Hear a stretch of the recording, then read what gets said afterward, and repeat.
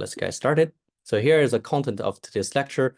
We will have four parts. And in the first part, I will try to pique your interest by discussing how can we extend the recent great success of the DeepSeek R1 type of models to more general large language model tasks, and whether we can use this to achieve the so-called superhuman intelligence, or AGI.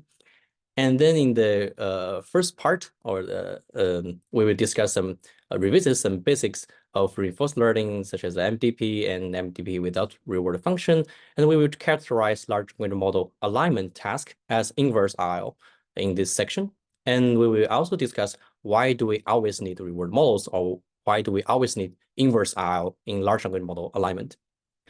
Then in the second part, we will discuss some recent advances of building reward models from data, and also discuss the challenges and opportunities in applying inverse reinforcement learning in large language model alignment.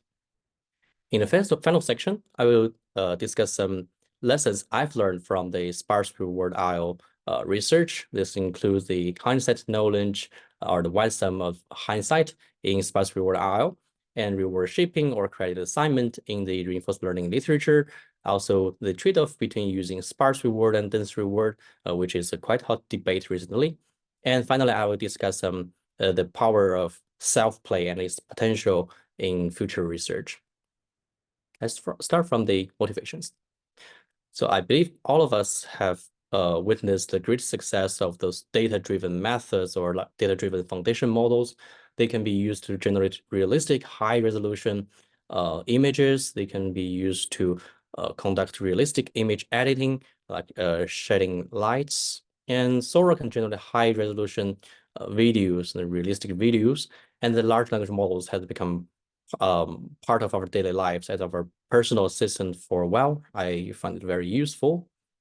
And on the other hand, large-scale reinforcement learning system has also demonstrated their great potential in many applications, such as the game of Go, StarCraft, Dota 2, and also in accelerating tensor calculation, chip design, and optimizing sorting algorithms. In all of these tasks, reinforcement learning has achieved superhuman intelligence or superhuman performance. And from the perspective of outcome, reinforcement learning can perform much better than the best human expert in all of those fields. To sum up what data-driven large language models can do and cannot do, I will quote Professor David Silver's talk at Reinforcement Learning Conference last year, where he pointed out that these large language models are incredibly powerful in that they can be very great at generating and understanding contents, and they can quickly adapt to new tasks and learn from new tasks with just a small amount of new data. But at the same time, they are dislike reinforcement learning systems. They cannot explore new knowledge.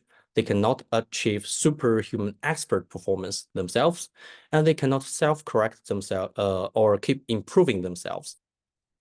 To quote another similar point made by Professor Sergey Levin, to highlight the different definitions of success in these two fields, he said, when we say we are impressed by the generative models, it is always because their output looks like something a human would create. But when we say we are impressed by some reinforcement learning systems, it's always because those reinforcement learning systems generate something no human would ever thought about it, such as the move 37 in the AlphaGo versus Lisedo game.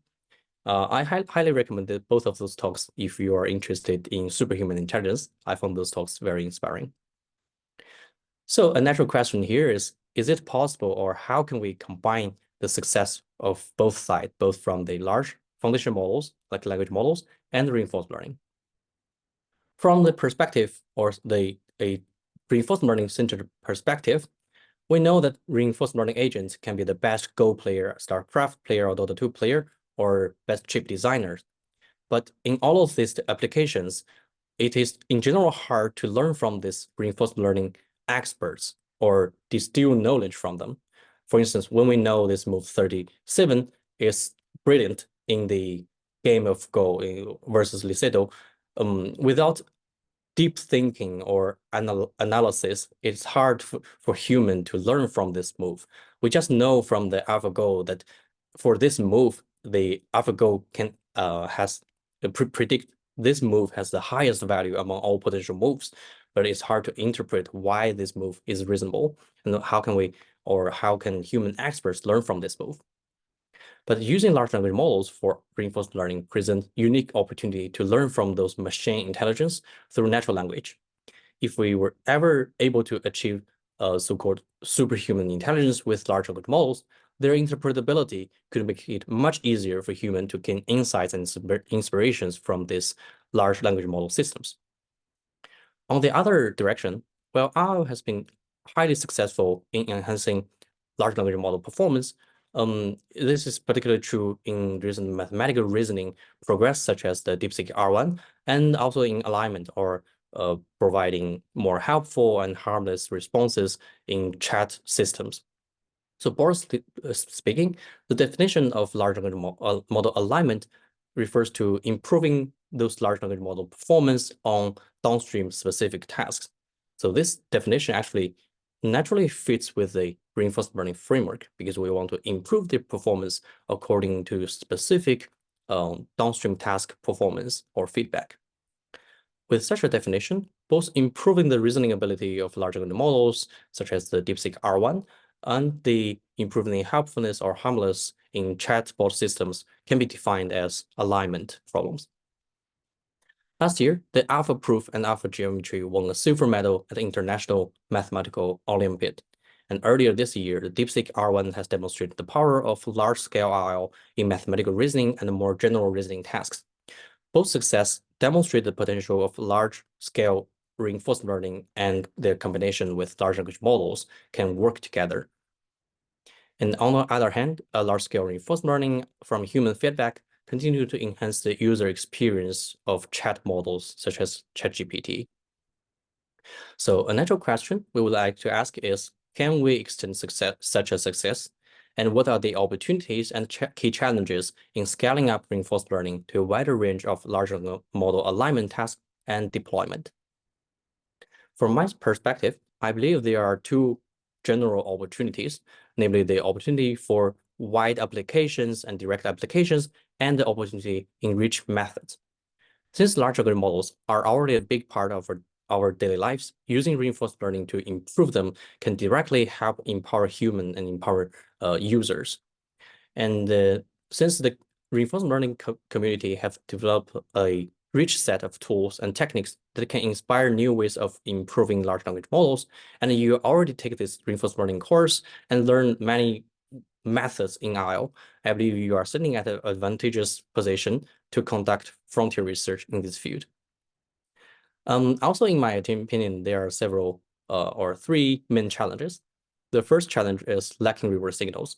So in many large language model alignment tasks, we do not have rule-based reward signals that it can be clearly defined, such as in math or coding tasks, or in the maybe Mujoku or Atari games, or in game of Go.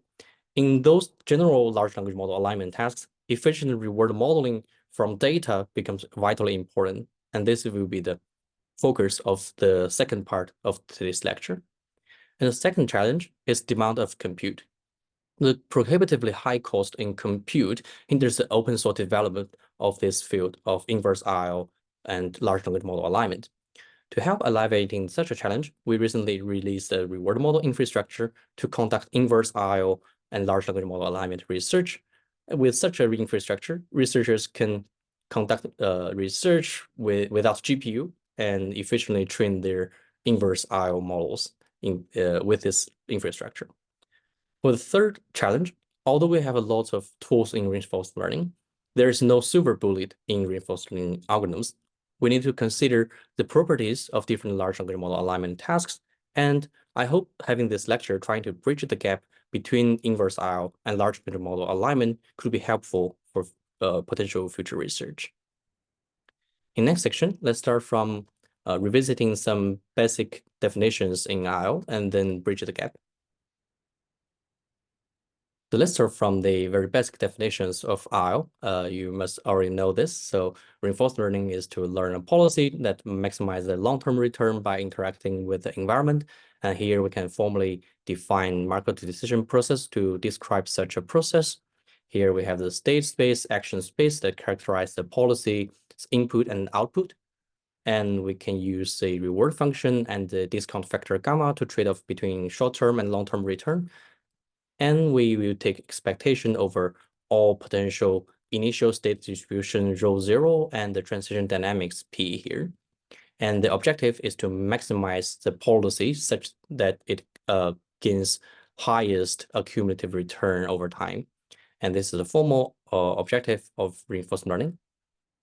And to optimize the policy learning, the core idea is fairly simple, is to discover and repeat successful trajectories or actions. And formally, we call this exploration and exploitation. Well, you may also already know that in this reinforcement learning course, that although the idea of trading off between exploration and exploitation is simple and elegant, the implementation can be non-trivial. And one fact we may learn from the RL research is that while some of these RL algorithms can be better than others, in some tasks, there's no silver bullet in RL. There's no single reinforcement learning algorithm that always perform better than others on every task. So each algorithm comes with its own assumptions, strengths, and limitations. The choice of algorithm should be determined by the environment properties and sometimes resource constraints. Here are some examples of different tasks and corresponding successful algorithms. You may have already learned some of these algorithms on the RL course, and today we will not be able to cover all the details of those algorithms, but I will try to introduce some high-level ideas and key insights of those algorithms later. Let's try now to focus on the formulation of the large language model generation from the perspective of Markov decision process. So can we characterize large language model generation as a Markov decision process? What are the key components of this MDP? Let's start from the state and action. So the state space of this Markov decision process is clear. It's a current sentence or the current generated tokens, a combination of tokens. And the action space is also clear. It's a generated new token, or it can be the combination of several generated tokens if we consider the sentence or a new sentence as a macro action. Then for the transition dynamics model, it is known and deterministic. It is a concatenation of tokens. For instance, when we have a existing sentence and the large language model generates a new token, then the next state will be the concatenation of existing token with a new generated action or the new generated token. So it is known and deterministic. For the initial state distribution, they are the prompt or query distribution. This is also clear. When it comes to the reward function, things become tricky. This is because in large language model generation, there is no external reward function such as winning the game or run as fast as possible. So even with a mathematical reasoning task where we can use the so-called rule-based reward model to verify whether the answer is correct or incorrect, we do not have a mathematical oracle who tells us whether the outcome and the process is correct or not. But we have to generate the reward in a data-driven manner. As for the discount factor gamma, setting it to 1 means we do not care about whether a given task is finished within 30 tokens or 300 tokens or even 3,000 tokens. But when setting it to a number smaller than 1, let's say 0.99, it means we would prefer more concise or shorter responses to finish a specific task. So writing this down, we realize it seems like large language model generation is not a standard MDP, but in many cases, it's MDP without reward function. We know that learning from an MDP means maximizing the cumulative return, but what does it mean by learning without reward function? And how can we learn from these cases? In reinforcement learning literature, we can learn from behavior dataset in those MDP without reward setting. This may immediately remind you that imitation learning concept or the method you have learned in this course. Today, let's first focus on the motivation part of this line of research instead of the methods, and have a quick recap of some examples where we do need to learn from behavior dataset instead of reward models. Reward signals or reward functions. The first case is when the reward functions themselves are hard to define. For instance, learning to drive a car or good driving behavior is in general hard to describe as a reward function. And imitating when we want to imitate some behaviors such as following a car or walking like a human or walking like a cat, it is also hard to be characterize such behaviors using a reward function. And also in some more complex tasks, learning from demonstration behaviors or behavior dataset is more practical. For instance, it would be challenging to use reward function to characterize what are spin kicks or what are throwing a baseball. The final case I want to demonstrate is in RLHF. You may have heard that in RLHF, without this behavior dataset, it would be in general hard or impossible to define what are good summarizations or what are helpful, what are harmless responses in this AI chat systems. Another general class of examples where we need to learn from behavior dataset is that in some cases, the reward signals are too sparse to provide useful learning signals. For instance, in AlphaGo, AlphaStar, and OpenAI 5 in playing the Dota 2 games, if we directly learn from the environment, the reward might be too sparse to start the learning process. And in those applications, researchers use expert behaviors to warm start the learning process. This is also learned from behavior dataset. We may face similar challenge when we try to teach robots to finish some challenging or difficult control tasks. In this specific case, the task is to stack 6 cubes in a specific order. So it's challenging. It's a challenging exploration task. It makes more sense to teach this robot how to finish such a task using behavior demonstrations. With those motivating examples, let's try to have a quick recap of the methods. So in general, there are 2 classes of methods. The first one is called imitation learning, and the objective is to recover the behavior policy pi star using a parameterized learner policy pi. The second method is called the inverse reinforcement learning, and the objective is to learn a reward model from the behavior dataset, such that optimizing such a reward model will induce the behavior of pi star. In imitation learning, the most straightforward method is the behavior clone. And in this method, we directly use supervised learning to learn from behavior dataset. And you may learn this in our course, that this directly and simple behavior clone method will lead to the compounding error. And this is because in the training dataset, the states are sampled from the expert policy, but in the rollout or test time, the state distribution is sampled from the current or the learned policy. So there is distribution shift, and this will lead to the compounding error or accumulative error problem over time. To solve this problem, we know that we can actively query the expert during learning, and there are some recent progress you may have already learned in this imitation learning section of this course. And the final method I want to highlight is the generative adversarial learning methods in policy learning. Here, the high-level idea is to use a generative adversarial method where we train a discriminative model to distinguish between whether a trajectory is generated by the expert or if it's generated by the current learning agent. And the agent's learning objective is to fool this discriminator such that its generated trajectories is indistinguishable with the expert behavior. So at convergence, we may learn an agent that generates trajectory within the same distribution as expert behavior. Then let's move to the second approach to learn from behavior dataset, which is an inverse reinforcement learning approach. So in this approach, we still want to recover the expert behavior using the learner policy, but the key difference here is we want to achieve this by first learn an explicit reward model from the behavior, such that optimizing the policy behavior using this learned reward model will induce the expert policy. It is worth noting that there might be multiple reward models that induce the same behavior. So in practice, building reward models from data depends on the assumptions we put on this data. For instance, in RHF or the preference-based learning, we have the breadth term model as a basic assumption on reward models. and we will discuss more on this basic assumption in next section. With those inverse RL methods with explicitly learned reward models, I want to highlight their potential of achieving superhuman or super demonstration performance by extrapolating over the learned reward model. This performance figure is from the T-Rex paper.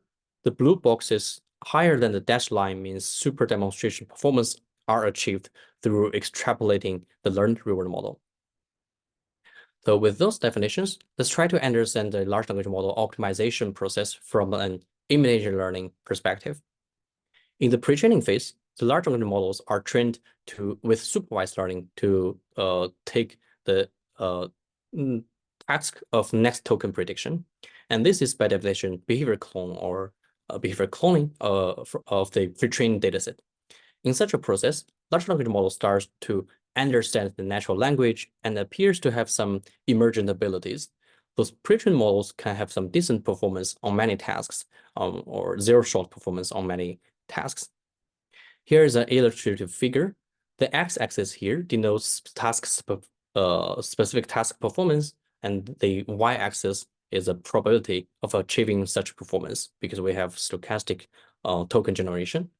So the generated content on a specific task is centered on some task-specific values. And our goal of large language model alignment or improvement is to shift this performance distribution to have higher values on average. Since large language models are conditional generators, asking them questions with different prompting strategies as the conditional input can lead to a huge difference on task performance. For instance, we know from literature that using the chain of thought prompting can be very helpful in improving the large language model's ability in mathematical reasoning tasks. And besides prompting, when we have a high quality demonstration dataset, we can do supervised fine-tuning on those relatively small dataset such that the large language models can generalize their ability on similar tasks on the test set. And large language models can do well in generalization in many cases. Given behavior cloning, supervised fine-tuning, and prompting seem to work well in large language model alignment or their performance improvement, why do we need inverse RL or for alignment? And why do we sometimes need explicit reward models for alignment? So here are the reasons. In general, there are three reasons. The first reason is expert demonstrations for supervised fine-tuning are sometimes intractable or it's not scalable in practice. For instance, when we use ChatGPT, sometimes we are asked to provide some preference feedback to different responses. I think it's in general okay to help improving our own user experience by providing them such a pairwise annotations without being paid. But if ChatGPT were to ask, what are the response I want to, do I want? I would question whether they could collect enough demonstration data without paying their users. Actually, even they pay me, in many cases when I use ChatGPT and I ask questions to ChatGPT, I personally do not know the answer I want, but I probably can do better in identifying which response do I prefer.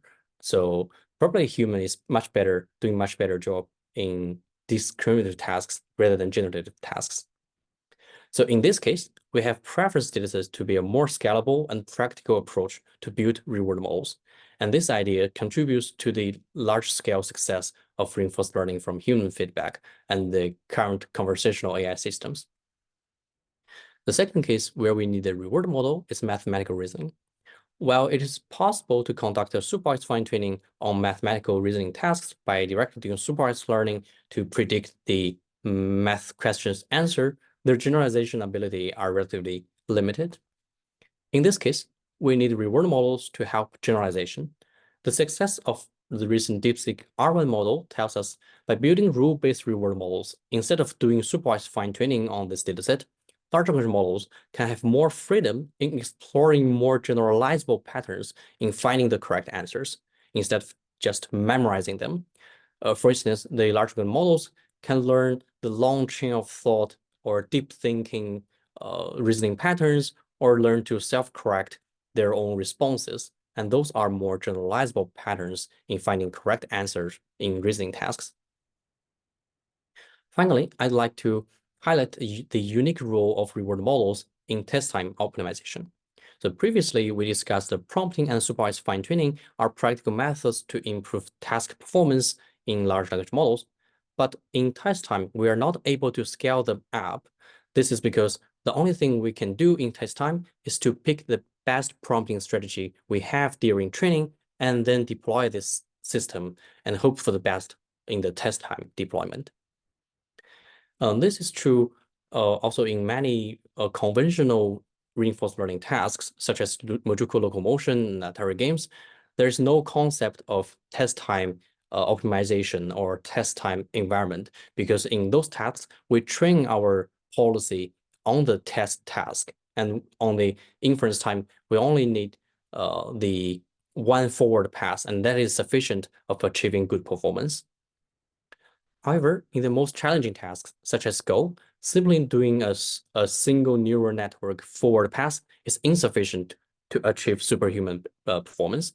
And we need test time optimization using searching-based methods together with some value estimators to achieve superhuman performance. So similarly, in the large language model generation tasks, if we have a reward model, which is illustrated by the golden vertical line in this figure, we can filter out the low performance generations in test time, just like we can filter out the bad potential moves in the game of Go in the AlphaGo system. So in more challenging tasks, such as challenging mathematical reasoning tasks, we can further combine these reward models with prompting, supervised fine-tuning, or other post-training techniques to further enhance their ability of these language models in solving those challenging tasks. In next section, I will show an example of how to create effective and efficient reward models for mathematical reasoning. And here are the takeaways of this section, this warm-up section. First, we say we know that RL can be formally described as an MDP, and there's no silver bullet in RL. And we know that inverse reinforcement learning and image learning can be characterized by MDP without reward function, and large language model alignment falls into such a category, and we need to learn from behavior dataset in this case. And we know that large language model pre-training and supervised fine-tuning are image learning, and their generalization ability are sometimes limited. And that is why we need inverse RL or building reward models from data. So here are three reasons, general reasons for building reward models in large language model alignment. They are scalability and flexibility, they're the generalization ability of these reward models, and also the ability of test time optimization of having reward models. Let's move to the second part of this lecture. It is learning reward models from different types of data sets. And I will introduce two general applications or two general tasks of the first is mathematical reasoning, and the second is conversational AI. In this section, I'll introduce how to build reward models for both of these tasks. And let's start from the mathematical reasoning tasks, because you may think that in this mathematical reasoning task, as we already have the golden reward model or rule-based reward model, why do we even need the reward model in the inference time? And this also kind of answered the previous question raised by Chen, that how can we use reward model in the test time or inference time? So let's start from the motivation example. We all know that prompting or smart prompting strategies can be very helpful in calling large language models to answer our questions.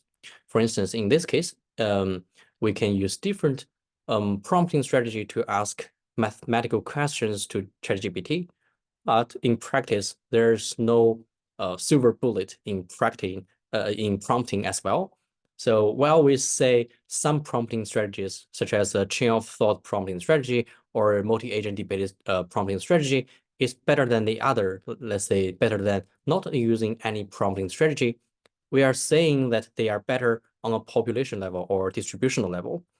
But for specific question, such as this question I raised to ChatGPT, asking them directly ask ChatGPT this question can get a correct answer.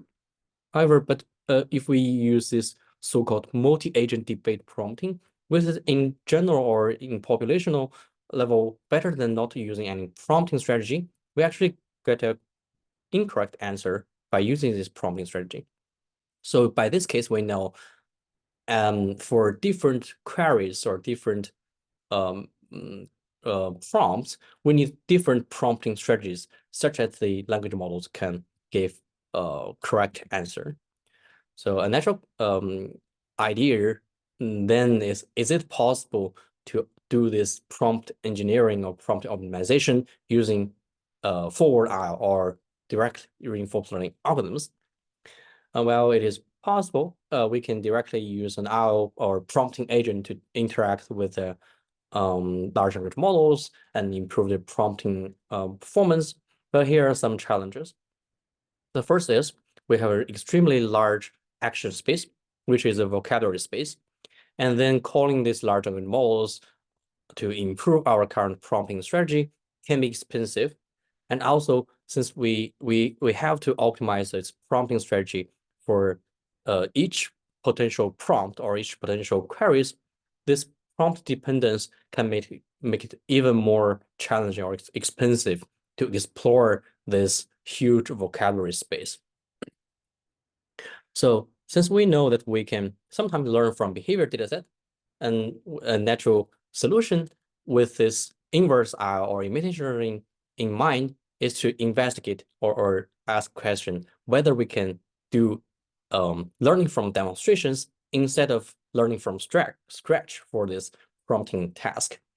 So in this prompt optimization task, if we regard it as an inverse IO, it is actually trying to recover the expert behavior in expert prompting. And we are trying to learn from this expert prompting policies we have known from the literature. For instance, the zero-shot chain of thought prompting, where we ask language models to solve the problems step by step. Also, we have other prompting strategies, such as multi-agent debate, and they take a deep breath and solve this problem prompting proposed by Google Research. And in all of these existing expert prompting strategies, these researchers, after proposing those potential prompting strategies, they have to benchmark their performance on open source dataset. And this step actually generates a prompting alignment dataset. So to see this, so for each group of researchers, when they propose a prompting strategy, first, for instance, this prompt 1 is a zero-shot chain of thought prompting. They have to benchmark how well this prompting strategy performs on a, let's say, the GSM 8K mathematical reasoning task. And then they combine this, their prompting strategy as a postfix or prefix, and combine them with different queries, and then feed these queries into large language models.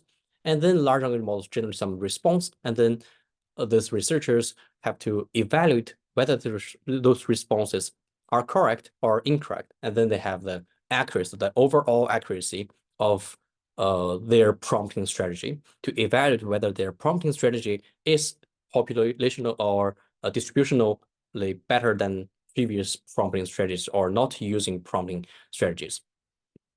In such a process, we can collect the dataset has 4 components. The first one is query, different mathematical questions. The second is different prompting strategies, such as a zero-shot chain of thought, the multi-agent debate, and take a deep breath. And we can collect the corresponding responses of these query prompt combinations. And finally, we know the correctness of these combinations.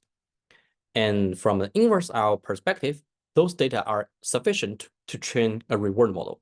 So in this reward model, we can take the embedding of these queries and prompting strategies as input, and then try to predict whether this combination is to correct answer or not. So this is a very simple binary classification task. It takes some embedding as input and output whether the answer is correct or not. And in the test time or inference time, we can select the best potential prompt out of a prompt, all potential prompting candidates. Let's say in a very simplified implementation, we can generate 100 different potential prompting strategies using, let's say, ChatGPT, and use this learned reward model to identify which prompt works the best on a given specific query on the test time. And practically, this can improve mathematical reasoning ability by a huge margin. Here, the green line means when we use this inverse RL reward model-based methods and pick the best prompting strategy in inference time. And then this all other methods are the baselines where we do not use this reward model. We can see we can have a significant improvement on mathematical reasoning tasks. And recently, there is a debate of whether we should use voting methods or inference, like calling the large language models for 64 times and do consensus voting to get a final answer, and whether this is fair to compare those mathematical reasoning skills with existing models. And actually, with this method, with this offline inverse RL methods, by building reward models for reasoning tasks, there's no need to have 64 forward passes, but we can just pick the best prompt and query combination. And using this reward model, which is offline, we do not need a forward pass of large language models in this process, and do only single pass in the inference time. And the second case I want to introduce today is the building reward model or reinforcement learning from human preference, which is probably the most classical application of RL in large language model alignment. So let's start from the most classical RLHF workflow. So in RLHF, we start from a prompting distribution or a query distribution, and then we query large language models to generate multiple responses for each of those prompts. And then we have some human annotators to annotate which response do they prefer for each of these prompts. And this is because when we want some evaluation from human annotators, it's more consistent to ask them to provide preference-based feedback rather than directly providing some human evaluations, such as scores of these different responses. And then we have a so-called hereditary model that can be used to transfer this pairwise annotation into some absolute scores or ability scores of these different responses. And finally, we optimize or align our language model by maximizing this hereditary reward values. In such a process, we can regard the first part as reward modeling step, where we start from some prompting, and with the help of human annotators, we have preference dataset, and use this preference-based dataset, we build some reward models. And the second part is policy learning. So after we have the hereditary-based reward models, we optimize a large language model generation such that the generated responses has higher values or scores predicted by these reward models. And formally, this is the reward model objective in such a learning process. It is the hereditary model. It characterizes the difference of different responses, response qualities, and this can reduce to a binary classification task. And for the policy learning objective, if we have already generated these reward models using the so-called hereditary model, we can optimize or maximize the reward in inference time generation, and at the same time consider a distributional constraint such that our fine-tuned language model is not too different from the initial language model for training stability. And while this previous RLHF method is a two-phase method, we need to store the current policy in our memory. We need to store the reference policy in our memory. And we also need to store this explicit reward model in our memory. The DPO is proposed to reduce this memory requirement by introduce the closed form solution of this policy learning objective. This is drawn from the inspirations of the reinforced learning literature. Whenever we have a policy learning objective under this form, we can have the following closed form learning objective. And with this closed form learning objective, we can rewrite this reward using the current policy and the reference policy. And DPO is very smart. They put this reward expression into the hereditary model. Because we have a subtraction in the hereditary model, they can cancel out the unknown zx or the partition function in this reward expression. And with this expression, we can now directly have a closed form a solution of this policy optimization process without the need of explicit reward modeling. And this can save a lot of memory in practice. But although this DPO can save memory, it is the same as the conventional RLHF by assuming the so-called hereditary model. And as we say in previous analysis, in inverse RL, we always need a correct assumption on the reward model such that we got the correct reward models to optimize. And here the natural question is, if these hereditary models are correct, and if they are correct, why they are correct? Before going to the more details, let's have a quick introduction of the so-called hereditary model. So the hereditary model was first introduced in chess player rating. So it characterized such a relationship between the player ability and their win rate in different games. So mathematically, we say when a player I has ability of ability score Ri, and when it meets another player J who has an ability score of Rj, then this player I wins a probability of player I wins player J in a specific game can be expressed by Ri divided by Ri plus Rj. And in RHF, you may see some exponential factor, but this doesn't matter the overall expression of this hereditary model. So classical application of these hereditary models include the chess and StarCraft and also Dota 2 player rating systems. And also in large language model arena, we have many large language models for human to evaluate. And with sufficient number of computations among these players, we can have accurate estimation of their ability scores. For instance, in this example, we know that this Gemini performs better than other players in this large language model arena system because they have higher scores. And this using any two of these scores, we can simulate. Let's say if this Gemini model meets a O1 model, let's say O1 mini model in a randomized match, the potential of knowing this Gemini model is better than O1 model is roughly 0.5 because they have very similar scores. And in such a process, we know that we need a large amount of matches or games for a consistent estimation. For instance, in the large language model arena case, we have 100 models, but we have 2 million computations among those models.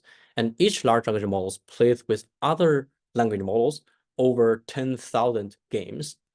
And also we can consider a lower bound or theoretical lower bound by considering the sorting problem. Let's say, even if in a specific game, there is no stochasticity in the game's outcome, we still need on average n log n this much of computations to know the exact orders of different players from the quick sort perspective, right?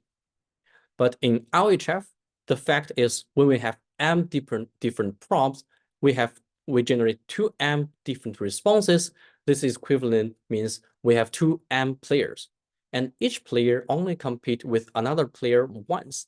This means in this entire process, we have m comparisons, but we have this 2m log 2m theoretical lower bound according to this n log n lower bound. And besides this, actually we are more ambitious than just knowing the orders in the training set. Actually, we want to do predictions in the test time. To see why this is challenging, we can have an analogy here. So now is in RHF, it's similar. We are facing this question of that we know the results of 5 groups of one-on-one running matches between 10 people. And then the objective is to predict who is the best runner in another 100 people, because we have much less comparisons than the n-log and lower bound, and we need to do predictions. And how is this possible? So in general, this is impossible unless we have a stopwatch. This highlights the importance of having a good feature in identifying the abilities of players. So this idea can be transferred to the Brett-Terry model application in large language model alignment. And we can do Brett-Terry model prediction with only M comparison, which is much less than 2M log 2M theoretical lower bound. This is because we are working on the embedding space, and this embedding space is generalizable to unseen players or unseen prompt response combinations. And we have some theoretical justification in our recent paper accepted by ICLR 25 as an oral presentation. And after answering the first question that whether Brett-Terry model's application on this preference-based alignment is correct or is reasonable, the follow question is it necessary? And do we really need Brett-Terry model in this large language model alignment, as has been done in RHF and the DPO paper? And in our paper, we highlight that this Brett-Terry model's objective is to have precise prediction of winning rates among different random players in inference time. But we highlight that actually we do not need this property in RHF, because we will never care about the exact win rate of some response in inference time, but we only care about the best response in the test time. And here is a concrete example. Let's say we have some question in inference time, and we have 4 different potential answers on this question. And let's assume we know the true reward value of answering of different answers are 9.8, 9.0, 7.0, and 6.0, and those are the true reward we want to try to recover. And let's say we have 3 different reward models. The first reward model predicts 1.0, 0.9, 0.8, 0.7. It has a correct order as a true reward function. And the second reward model also has a correct order because it has the highest value for this answer 1 and the lowest value for the answer 4. But both of these 2 reward models have a very different scale as compared to the true reward. And then let's assume we have another reward model, this reward model 3, which has a much closer absolute value as compared to the true reward model, to true reward value, but it doesn't have correct order as a true reward model. And in this case, we believe this reward model 1 and reward model 2 are equivalently good, and both of them are better than the reward model 3 because they have the correct order in making prediction. And if we call this reward model 1 or reward model 2 in inference time, we can get the best response in inference. But if we use reward model 3, we cannot get the correct or the best answer out of all potential choices. Therefore, we highlight that Spearman correlation or the ranking correlation is a correct measurement of evaluating whether reward models are good or not. And this objective leads to another practical learning objective of reward modeling, which is the classification methods in reward modeling. So different from the Brett-Terry-based reward model, we must have a pair of different prompt responses as input and try to predict their score differences. In classification-based method, we can just directly treat the preferred response as positive class and treat the dispreferred responses as the negative class and run a binary classification task. In this method, our choice of models or the classification models are much more flexible than the Brett-Terry model. We can use any machine learning models. We can use multi-layer perceptron. We can use tree-based models. We can use SVM. But as comparison in the Brett-Harry model, as we have to have the paired input, and those both input must share the same neural network architecture, we must use the CMS architecture and use neural networks as reward models for Brett-Harry models. And from the perspective of performance, in experiments, we find using classification-based methods can actually perform much better than Brett-Harry-based reward models. And here in the figures, the orange line and green line are classification-based methods using either neural network or tree-based models, and the blue boxes are the Brett-Harry-based methods. And in our experiments, to highlight or stress test the performance of different methods, we try to vary the annotation quality and stress test different methods. Again, in these figures and across different multiple tasks and multiple language models, we can find that these blue curves, which is the Brett-Harry-based reward model, are more sensitive to annotation noises, but the classification-based methods are more robust. And then we experiment with different data scarcity or data quantity. When increasing the number of annotation data points or the number of annotations, we see that the classification-based reward models can gain more performance with this more sufficient annotations. And then since we had the previous analogy on the running example, it's natural to ask whether it is possible to do some global comparisons or so-called cross-prompt comparisons. This is because, say, we want to find the best runner in a country. It makes more sense to have some national tournament instead of some local tournaments to find the best runner in a country. So similarly, in this alignment problem, is it possible to make cross-prompt comparisons? For instance, if we know ChatGPT is good at answering some mathematical questions, is it possible for us to ask ChatGPT to be the same helpful in answering a physics question? And here is our experiments. We experiment with some cross-prompt comparisons annotations, and we find that in many cases, such cross-prompt comparison can improve the alignment performance. Here, the shaded area, shaded boxes are the cross-prompt comparisons, and the boxes with the same color are the original or direct comparison or in-prompt comparisons. To understand why this cross-prompt comparison can improve the performance, we stress test by changing the generation diversity of these different prompts response pairs. So when we have low diversity generation, let's say if we control the generation temperature and fix the temperature into 0, and then we have very low diversity in responses for each prompt. And in this case, we see significant improvement by using cross-prompt comparison. But on the other hand, if we have a higher diversity in generation, we can see there's almost no improvement. And to see this more clearly, we can draw this figure where the x-axis is the diversity gain through cross-prompt comparison, and the y-axis are the performance gain through cross-prompt comparison. We can see they have very high correlation in this both of this harmless and helpful tasks. This means the comparison diversity matters, such that if we do not have sufficient diversity in our generation, then these cross-prompt comparisons can largely improve the alignment performance. But if we already have sufficient diversity in generation, it's not necessary to use this cross-prompt comparison. And also we have some mathematical proof in the paper that cross-prompt comparison can always improve diversity.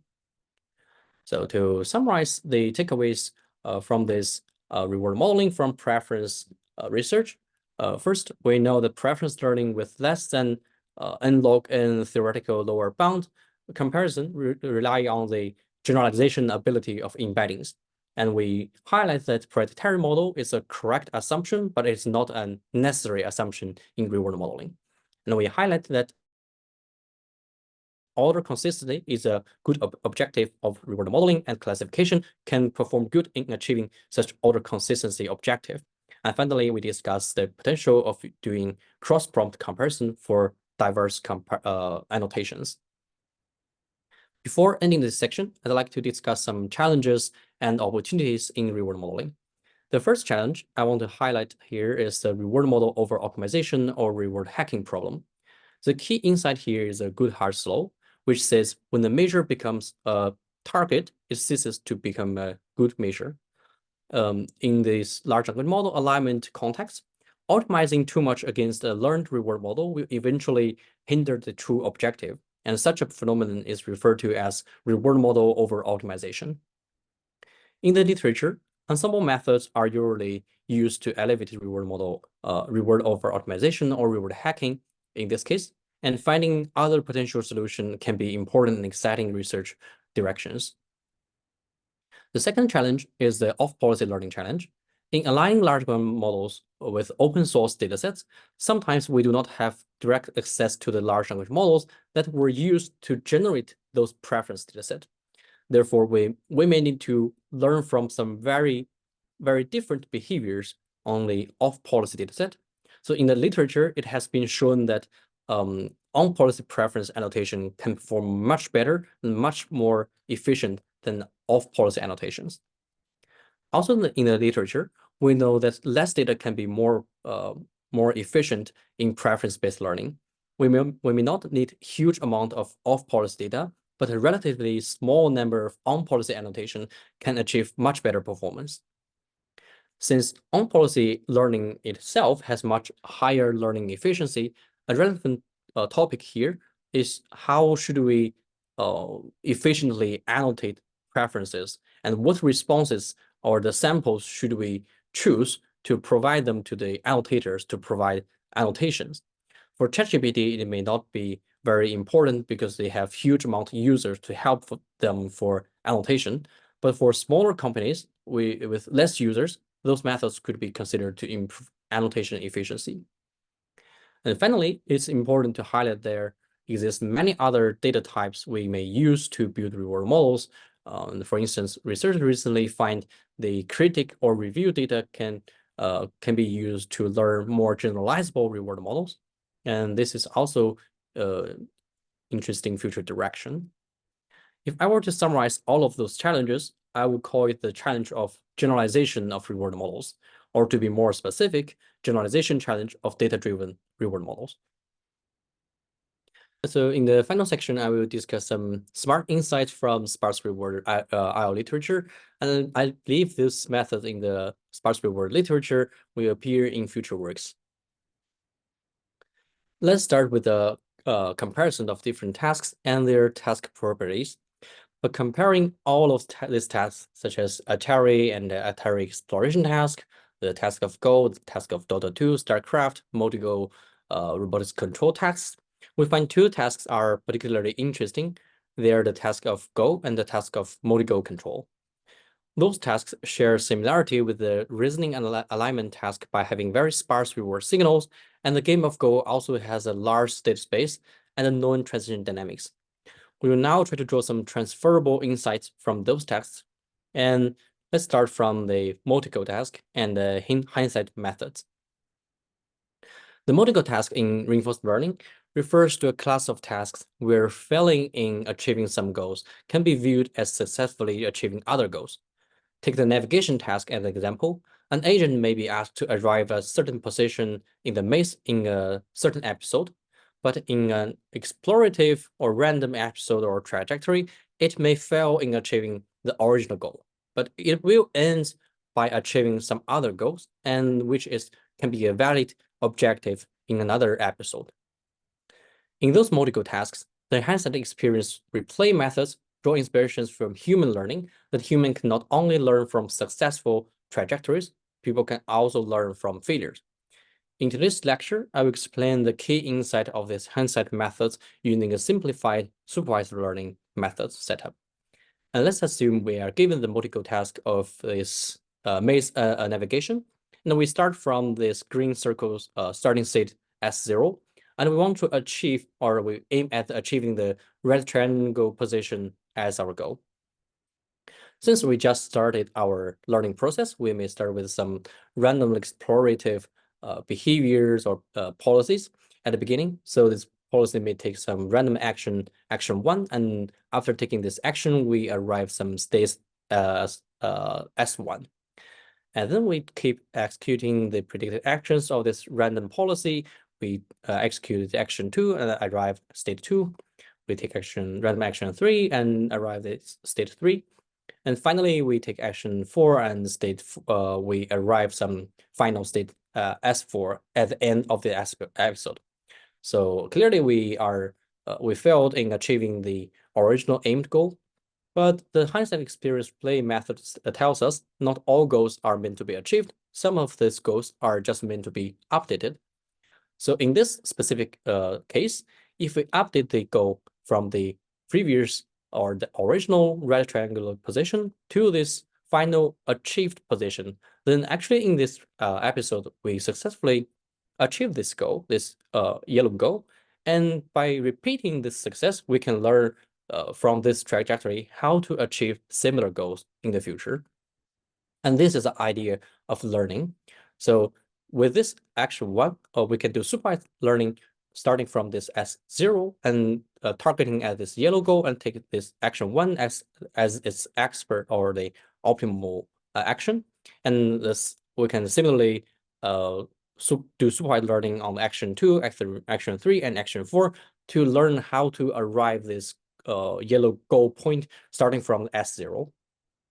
And this is the idea of self-imitate or self-supervised based hindsight methods.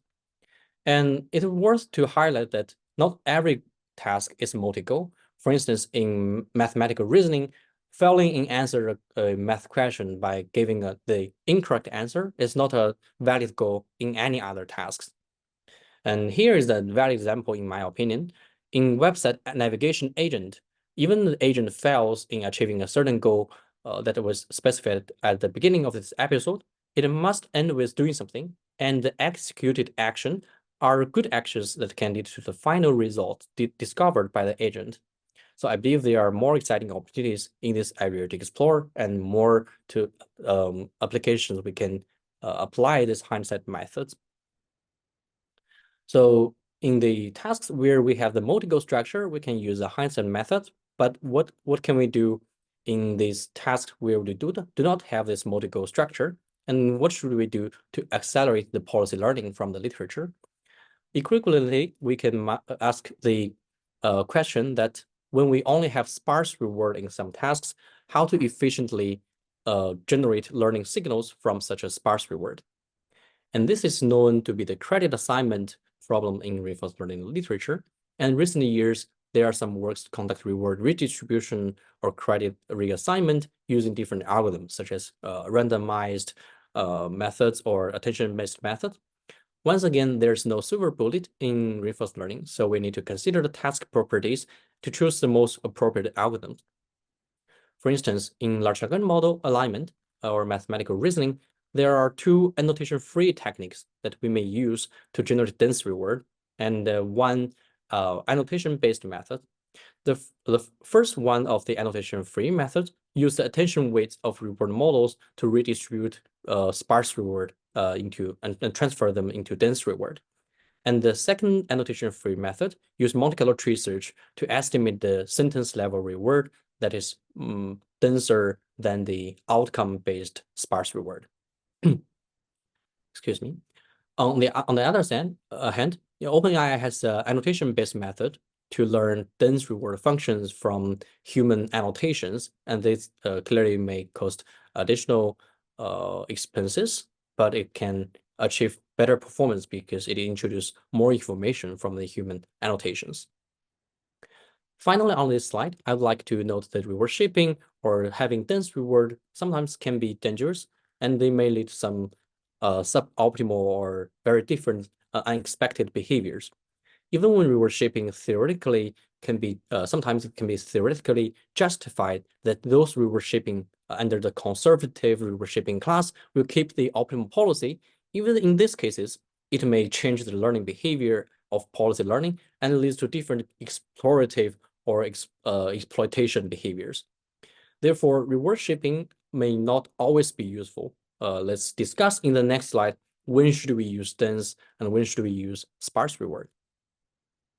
So we know that when we only have sparse reward, the learning can be challenging because we are facing the hard exploration problems. But is learning from dense reward always better? The answer is not. So first example is from the DeepSeek R1's report, where they explicitly say using dense reward is much worse in their experiment in improving mathematical reasoning task, and their final reasoning model is trained with sparse reward or outcome-based reward. And the second case where a dense reward might be harmful is sometimes they can lead to suboptimality in practice. And this is also true in the multi-go tasks, where people find using hindsight experience replay based on sparse reward can, in general, achieve much better performance than using dense reward. And also there might be a potential of having reward hacking in this dense reward-based methods. Then the question is, do we need dense reward in these cases? I think the answer is depends on the specific task. So when we have warm start from demonstrations or the current policy itself it is already able to achieve the goal and there's no hard exploration challenge, in these cases, we do not need dense reward that may be harmful or may lead to suboptimality. But in the tasks such as AlphaGo, to the best of our knowledge now, we still need dense reward or dense value functions to guide the searching process in the test time optimization. And the state-of-the-art Go agents or policies still need to combine the searching algorithms to outperform human experts. But doing a single forward pass is insufficient in these challenging tasks. The final topic I want to discuss today is related to the AlphaGo and self-play. Using this table, we can clearly see the game of Go shares a lot of similar properties as a large language model alignment and reasoning tasks. Both of them has relatively large action space, has an extremely large state space, and they have sparse reward signals, and people applied self-play in all of these different tasks. And in all of these tasks, the transition dynamics are known. In large language model alignment and reasoning, in many works, people use the terminology of self-play. And are this self-play the same as the self-play in AlphaGo? From my perspective, a fundamental difference exists between the self-play or self-critic, self-correction literature and the self-play in AlphaGo or AlphaZero. In large language models, we know that they can do better at some tasks than other tasks. For instance, when large language models are not good at math, they may do better in evaluation or in evaluating their performance in mathematical reasoning tasks. So in this case, we can call their ability of self-evaluating or evaluating their ability in some tasks to improve their performance on mathematical reasoning tasks. Although this is maybe an incorrect example because people find self-correction cannot improve the mathematical reasoning performance. But there are some tasks we can call the strongest ability of large language model to improve their performance on some other tasks. But although this can be very important directions of large language model application research because it can match the performance of large language model using their strongest ability as a potential of this method. But such an approach will have the performance limit of the strongest ability they learned from the pre-trained data, and it cannot keep improving themselves through this self-play or so-called self-play system. But as comparison, the self-play in Go or StarCraft or the conventional application in reinforcement learning systems, they are applied in this nearly symmetric zero-sum two-player games. And in these games, winning the old policy is by definition an improvement. And using self-play in these systems can by definition improve the system or the policy and keep improving these policies. So in the future, I would expect more researchers try to apply real self-play in games. And there are some pioneer works in this exciting research agenda. Here are the takeaways of this final section. So we discussed the hindsight method, which can be useful in multi-goal tasks. We discussed different approaches of generating dense reward from sparse outcome signal. And we also discussed the potential risk of using this dense reward because they may lead to some suboptimal solutions or policies. And finally, we discussed the similarity or the shared the properties between AlphaGo and these large language model alignment systems or reasoning systems, and discuss the potential of real self-play in future research. There is still much to explore, and I look forward to seeing how this field keep evolving. I hope this lecture can provide some useful insights and inspires potential future exploration in this exciting area. Thank you all for your attention and engagement, and please feel free to ask any questions.